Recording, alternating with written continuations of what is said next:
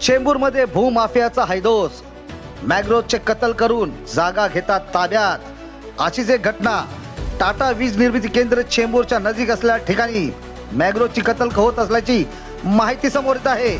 त्यावर रॅपिड माती डॅब्रेजची भरणी होत असल्याची माहिती मिळत आहे। मॅग्रोवच्या जागेवर भरणी करण्यासाठी ट्रक डंपर उभे असल्याचा व्हिडिओ व्हायरल झाला आहे।